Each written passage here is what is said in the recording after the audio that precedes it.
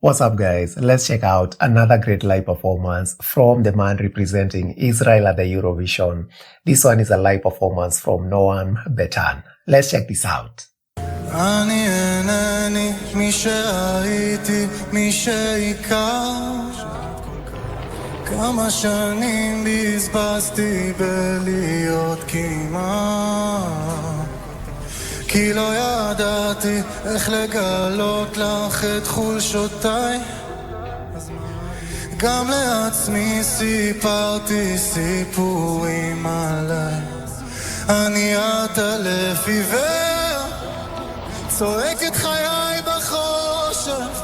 אני ישן וליבי ער, אני נרקומן של אושר, כותב בלילה שיר, זה מנקה ממני עצב, וכשנגמר לי האוויר אני בוכה לבד ברכב, ואת בוכה בפנים. אני רואה אותך נשרפת, את מפחדת להסכים שזו לא סתם תקופה חולפת.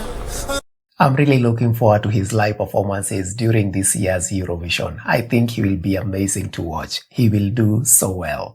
אני כותב בלילה שיר, זה מנקה ממני עצב, וכשנגמר לי האוויר אני בוכה לבד ברכב. נשמע חנן בן ארי. אין לי את הכוח למצוא בי אומץ לראות סימן, כי גם הילד שהיה בי מת מזמן. כל שיר שהוא שר נשמע שיר שר. אני אינני מי שחלמתי, מי שדמיינתי. פקחתי עיניים ונפלתי לאט. Dans ce paradis amer, c'est moi qui ne change jamais. Et quand je dors mes larmes veillent, je me drogue avec ces pensées.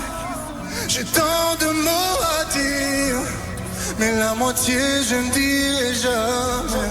Et si je passe mon temps à fuir, That is a great song. The melody sounds so wonderful. et de rester tout seul à pleurer, ואת בוכה בפנים. אני רואה אותך נשרפת, את מפחדת להסכים שזו לא סתם תקופה חולפת.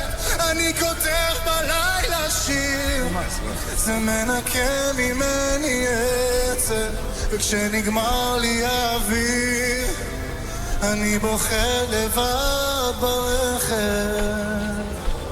אם יש עיניים, אם את עדיין, אם את לאט, אם יש שמיים חדשים אז תני לי יד.